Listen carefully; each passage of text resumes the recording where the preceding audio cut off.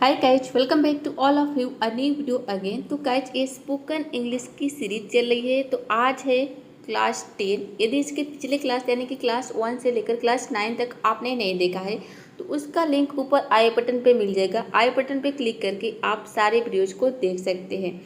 और आज के इस वीडियो में आप सीखने वाले हैं फ्यूचर कंटिन्यूअस टेंस के बारे में। यदि इसके पहले यानी कि बाकी के जो टेंस है उसके बारे में आपने नहीं पढ़ा है तो भी आपको आई बटन पर क्लिक करेंगे तो क्लासेस मिल जाएंगे।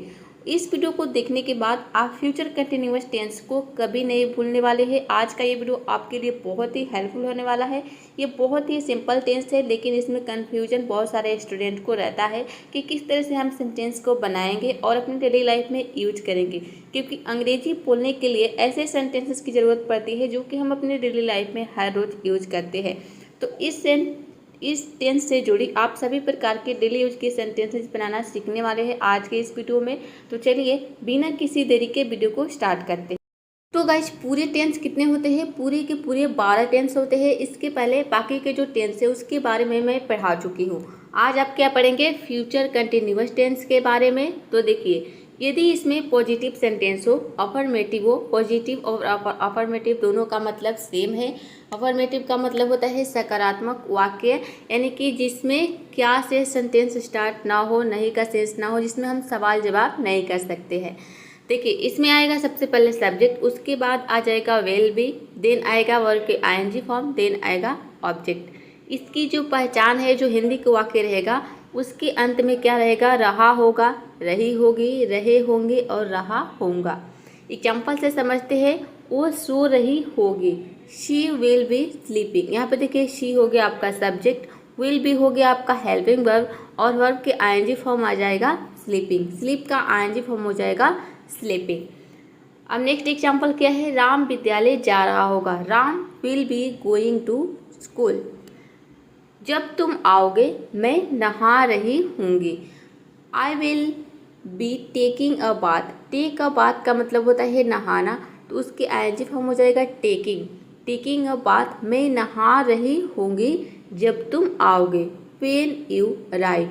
अब देखिए, जब तुम आओगे यानी कि आने का काम पहले हो रहा है। यहाँ पे देखिए, जब तुम आओगे, जब सेंटेंस फ्यूचर यहाँ पे देख सकते हैं फ्यूचर इंडेफिनिट में सेंटेंस है। जब तुम आओगे, आओगे, जाओगे, खेलोगे, पढ़ोगे, बैठोगे, तो ये कौन सा हो गया? फ्यूचर इंडेफिनिट हो गया। यदि आपने फ्यूचर इंडेफिनिट नहीं पढ़ा है तो आपको पहले पढ़ना चाहिए, नहीं कि बाकी की जो टेंस है उसके बारे में आपको पढ़ना चाहिए, तभी आपको आगे की चीज़ें समझ में आएंगी। और वो कहाँ पे मिलेगा? ऊपर आई बटन पे क्लिक करके मिल जाएगा, या फिर आप जाएंगे चैनल के प्लेलिस्ट में, वहाँ पे देखेंगे स्पोकन इंग्लिश कोर्स, उसमें आपको सारी क्लास मिल जाएंगी, सारे टेंस मिल जाएगा।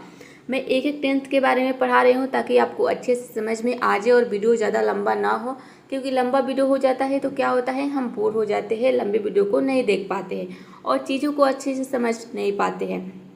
तो देखिए, जब तुम आओगे, ये कौन से टेंस हो गया? आओगे, जाओगे, ये हो गया फ्यूचर इंडेफिनिट। तो जो फ्यूचर इंडेफिनिट का सेंटेंस रहेगा उसको आपको प्रेजेंट इंडेफिनिट में बनाना है। इसमें सेंटेंस ये दो रहेगा, यहाँ पे देख सकते हैं दो क्लॉज है।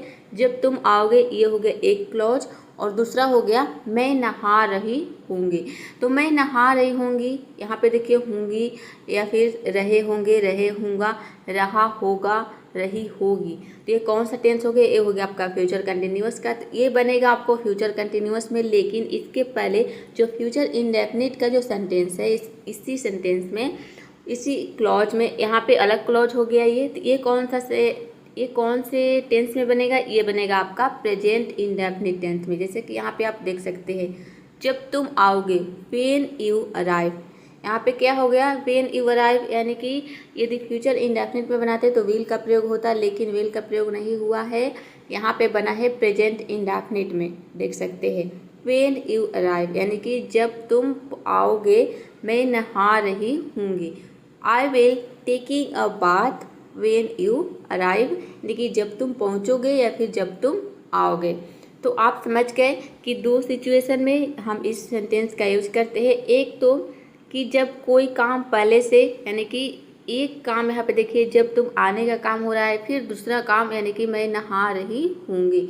तो दो काम हो रहा है यहाँ पे, एक आने का काम और दूसरा नहाने का काम। तो वैसे वैसे सेंटेंस में भी हम फ्यूचर कंटिन्यूअस का प्रयोग करते हैं। और इसमें जो फ्यूचर इंडेफिनिट के सेंटेंस रहेगा उसको आपको प्रेजेंट इंडेफिनिट में बनाना है। बस आपको इस बात का ध्यान रखना है। तो आई होप आप समझ गए होंगे कि पॉजिटिव सेंटेंस किस तरह से बनाते हैं। अब आगे देखते हैं। फ्रेंड्स, मैं कोई भी चीज़ बताती हूँ यानी कि किसी भी टॉपिक के बारे में तो मैं सीधा सीधा बताती हूँ, ज़्यादा घुमा फिरा के नहीं बताती हूँ। क्या होता है कि बहुत सारे जो टीचर्स होते हैं वो एक चीज़ों को घुमा फिरा कर बताते हैं, यानी कि उनको ऐसा लगता है कि स्टूडेंट को ज़्यादा समझ में आएगा। तो जो हम किसी चीज़ को घुमा फिरा कर सीखते हैं तो हमारा माइंड जो है वो हैंग करने लगता है, यानी कि चीज़ों को हम समझ नहीं पाते। हमें सीधा सीधा समझना चाहिए। देखिए, किसी भी चीज़ के यदि आप कोई भी टॉपिक के बारे में, किसी भी चीज़ के बारे में सीखना चाहते हो तो कोई शॉर्टकट नहीं होता है, थोड़ी सी आपको मेहनत करनी पड़ती है। तो देखिए, अब देखते हैं निगेटिव सेंटेंस। आपको क्या करना है, थोड़ी सी प्रैक्टिस करनी है, यानी कि इन चीज़ों को नोटबुक में नोट कर लेना है और एक एक करके समझने की कोशिश करनी है। डेली यूज के जो सेंटेंसेज होते हैं, इसी स्ट्रक्चर के आधार पर आप बहुत सारे डेली यूज के सेंटेंसेज बना सकते हैं और बनाकर अपने अंग्रेजी बोलने की जो प्रैक्टिस है वो कर सकते हैं। घर बैठे अंग्रेजी बोलना सीख जाएंगे आप बिल्कुल। तो देखिए, नेगेटिव सेंटेंस में कुछ नहीं करना है। विल बी जो आप देखें, पॉजिटिव सेंटेंस में आपने क्या देखा, विल बी। तो विल बी के बीच में आपको केवल नॉट का प्रयोग कर देना है और बाकी की जो स्ट्रक्चर है वह बिल्कुल सेम रहेगा। नेगेटिव में पहचान वही रहेगा, यानी कि लास्ट में रहेगा रहा होगा, रही होगी, रहे होंगे, रहा होगा। देखिए, पहचान वही रहेगा, चाहे कोई किसी भी प्रकार का सेंटेंस हो, निगेटिव हो, इंट्रोगेटिव नेगेटिव हो या फिर WH फैमिली के सेंटेंस है, जो लास्ट में क्या रहेगा, रहा होगा, रही होगी, रहे होंगे, रहा होगा। देखिए, वो नहीं सो रही होगी, she will not B. Will be के बीच में क्या आ गया, नॉट आ गया। She will not B sleeping, वह नहीं सो रही होगी। राम स्कूल नहीं जा रहा होगा, राम वोंट। अब देखिए, यहाँ पे विल नॉट को हम शॉर्ट फॉर्म में बोलते हैं won't. Ram won't be going to school. जब तुम आओगे मैं नहा नहीं रही हूँगा, मैं नहा नहीं रही हूँगा या फिर नहीं रहा हूँगा। I will not be taking a bath, मैं नहीं नहा रहा हूँगा कब, जब तुम आओगे, वेन यू अराइव। अब देखिए, यहाँ पे सेंटेंस निगेटिव हो सकता है, यानी कि आप नहा भी रहे होंगे या फिर नहीं भी नहा रहे होंगे। तो सेंटेंस अफर्मेटिव और पॉजिटिव दोनों तरीके से बन सकता है। वो आपके ऊपर डिपेंड करता है कि किस तरह की सिचुएशन आप प्रेजेंट करना चाहते हैं। तो आई होप आप निगेटिव सेंटेंसेस समझ गए होंगे। क्या करना है, नहीं का सेंस आएगा और विल बी के बीच में क्या लगा देना है, नॉट लगा देना है, तो आपका सेंटेंस निगेटिव बन जाएगा। आप निगेटिव में कोई बात यदि करना चाहते हैं नहीं के सेंस में, तो आप बहुत ही आसान तरीके से कर सकते हैं। अब देखते हैं इंट्रोगेटिव सेंटेंस, जिसमें क्या से शुरू होता है, जिसमें हम सवाल जवाब करते हैं। इंट्रोगेटिव सेंटेंस का मतलब होता है प्रश्नवाचक वाक्य।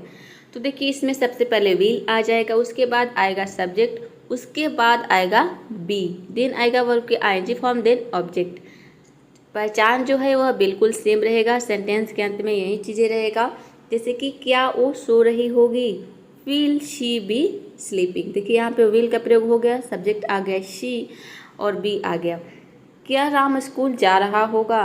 तो देखिए, इस तरह की सेंटेंस हमें कब बोलने की ज़रूरत पड़ती है। मान लीजिए कि आपके साथ कोई फ्रेंड आ रहा है, यानी कि आप और आपका फ्रेंड साथ में आ रहे हैं और अपने भाई के बारे में बात कर रहे हैं कि क्या, मान लीजिए कि राम आपका भाई है, तो आपका फ्रेंड आपसे पूछ रहा है कि क्या राम स्कूल जा रहा होगा, यानी कि राम जो है वह स्कूल जा रहा होगा या नहीं जा रहा होगा।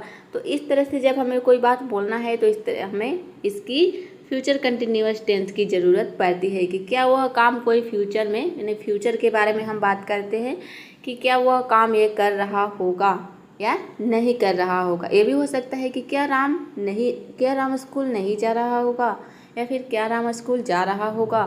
Will Ram be going to school. क्या वह टीवी देख रहा होगा। मान लीजिए कि आपका फ्रेंड कोई स्कूल नहीं गया है और वो घर पे रह गया, बाकी के जो फ्रेंड है वो पूछ रहे हैं कि क्या वह टीवी देख रहा होगा, या फिर ये भी हो सकता है कि क्या वह इस वक्त टीवी देख रहा होगा। इस वक्त के लिए क्या हो जाएगा, एट दैट टाइम। देखिए, यहाँ पे अगर मान लीजिए आपको बोलनी हो कि क्या वह इस वक्त टीवी देख रहा होगा, will he be watching TV at that time, यानी कि इस वक्त। इस तरह से हम इस तरह की सेंटेंस बोलते हैं, इस तरह की जो बातें हैं उसको प्रेजेंट करने के लिए, बोलने के लिए। तो आई होप इंट्रोगेटिव सेंटेंस आप समझ गए होंगे। क्या से शुरू होगा, इसमें आएगा सबसे पहले विल, उसके बाद आएगा सब्जेक्ट, उसके बाद आपको करना है बी का प्रयोग। ये नहीं कि विल भी एक साथ लिख देना है, आपका सेंटेंस गलत हो जाएगा। आपको ये समझना है कि फ्यूचर कंटिन्यूअस में विल बी का तो प्रयोग होता है, लेकिन विल बी का प्रयोग एक साथ कब होगा, जब सेंटेंस अफर्मेटिव रहेगा, यानी कि जिसमें हम प्रश्न नहीं पूछेंगे, जिसमें कोई सवाल जवाब नहीं करेंगे, नहीं का सेंस नहीं रहेगा, सेंटेंस सकारात्मक रहेगा, पॉजिटिव रहेगा, तब विल भी एक साथ आएगा। लेकिन पॉजिटिव के अलावा या फिर अफर्मेटिव सेंटेंस के अलावा कोई भी सेंटेंस हो, इंट्रोगेटिव हो, निगेटिव हो, या फिर WH फैमिली के सेंटेंसेज हो जिसमें हम सवाल जवाब करते हैं, तो सभी सेंटेंस में विल भी जो है वह एक साथ नहीं आता है। विल आएगा, उसके बाद सब्जेक्ट आएगा, उसके बाद बी आएगा। तो देखिए जो नेक्स्ट सेंटेंस वो है निगेटिव इंट्रोगेटिव, यानी कि जिसमें नहीं का सेंस रहेगा और हम सवाल जवाब भी करेंगे। जैसे कि क्या वो नहीं सो रही होगी, इस तरह से क्या वो नहीं सो रही होगी। Will she not be sleeping, यहाँ पे देख सकते हैं सब्जेक्ट के बाद नॉट आएगा, उसके बाद बी आएगा। क्या राम स्कूल नहीं जा रहा होगा, मैंने आपको बताया कि राम स्कूल जा रहा होगा, आपका फ्रेंड है कोई, और कोई मान लीजिए कि दो फ्रेंड है साथ में बातें कर रहे हैं और दूसरे अदर पर्सन के बारे में बात करें कि क्या, या फिर अदर जो कोई बॉय हो सकता है, कोई गर्ल्स हो सकती है, कि क्या वो स्कूल नहीं जा रही होगी। तो क्या होगा, यहाँ पे देखिए राम है, क्या राम स्कूल नहीं जा रहा होगा, will Ram not be going to school. क्या वह टीवी नहीं देख रहा होगा, वॉन्ट बी विल नॉट को हम देखिए, अगर यहाँ पे विल नॉट अगर एक साथ आप लगाते हैं तो शुरू में वॉन्ट हो जाएगा, वॉन्ट, यानी कि विल नॉट का शॉर्ट फॉर्म हो जाएगा want he be watching TV, क्या वो टीवी नहीं देख रहा होगा।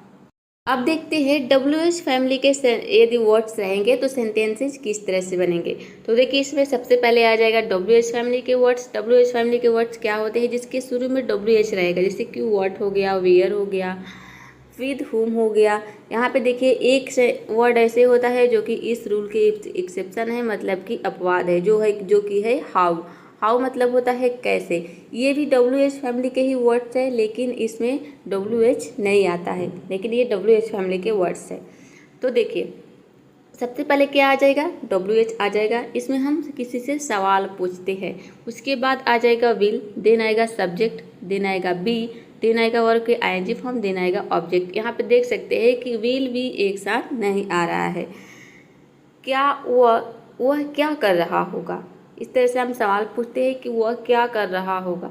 आप रास्ते में हैं, घर जा रहे हैं, यानी कि मार्केट से घर जा रहे हैं, कोई आपका फ्रेंड मिल गया तो आप दूसरे पर्सन के बारे में पूछ रहे हैं कि इस वक्त वो क्या कर रहा होगा, what he will be doing at that time. ये भी हो सकता है what he will be doing. यहाँ पे देखिए व्हाट आ गया, हो गया आपका WH फैमिली, उसके बाद आ गया विल।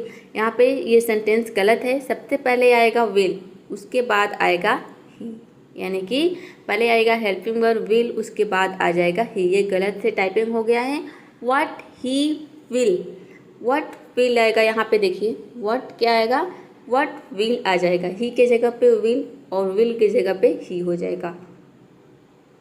यहाँ पे देखिए ये यहाँ पे आ जाएगा और यहाँ पे ये आ जाएगा। What will he be doing, यानी कि वह क्या कर रहा होगा। तुम कहाँ जा रहे होगे, where will you be going, यानी कि तुम कहाँ जा रहे होगे। ये कैसे बोलेंगे, मान लीजिए कि आप कल कहीं जाने वाले हैं, तो आपका फ्रेंड आपसे पूछ रहा है कि कल तुम कहाँ जा रहे होगे, इस वक्त, कल तुम इस वक्त कहाँ जा रहे होगे, या फिर कल तुम इस वक्त क्या कर रहे होगे। इस तरह के सेंटेंस हम बोलते हैं। तो देखिए तुम कहाँ जा रहे होगे, where will you be going. Ram किसके साथ आ रहा होगा, मान लीजिए कि राम किसी के साथ आ रहा है, तो आप अपने फ्रेंड से पूछ रहे हैं या फिर अपने मम्मी से पूछ रहे हैं कि राम किसके साथ, मान लीजिए राम आपका भाई है, तो आप पूछ रहे हैं अपने मम्मी से कि राम किसके साथ आ रहा होगा। राम आ रहा होगा, कहीं से आ रहा है, या स्कूल से आ रहा है, या फिर कहीं से भी आ रहा होगा, तो वैसे में हम बोलते हैं कि राम किसके साथ आ रहा होगा, विद होम। यहाँ पे देखिए विद होम होगा, W हो जाएगा, विद होम, यानी किसके साथ, W हो जाएगा यहाँ पे WHOME होता है। With whom will Ram be coming, यानी कि राम किसके साथ आ रहा होगा। तो गाइज ये वीडियो कैसा लगा, आई होप आप फ्यूचर कंटिन्यूअस के बारे में समझ गए होंगे कि इसका प्रयोग हम अपने डेली लाइफ में किस तरह से करते हैं। तो इसी तरीके से बिल्कुल ही आसान तरीके से मैंने बाकी के जो टेंस है उसके बारे में बता दिया है, ताकि आप अंग्रेजी बोलना बहुत ही आसान तरीके से सीख जाए। ये जो कोर्स है बिल्कुल फ्री है, किसी प्रकार का आपका कोई भी पे नहीं करना है। इसमें आपको पूरे के पूरे 30 क्लासेज मिलेंगे, जिसमें आपको कंप्लीट कोर्स कराया जाएगा, यानी कि आप इंग्लिश बोलना बहुत ही आसान तरीके से सीख जाएंगे यदि आप सारे वीडियोज़ को देख लेते हैं तो वीडियो को लाइक शेयर, चैनल को सब्सक्राइब करना बिल्कुल मत भूलिएगा। मिलते हैं नेक्स्ट वीडियो में फिर किसी और नए टॉपिक के साथ।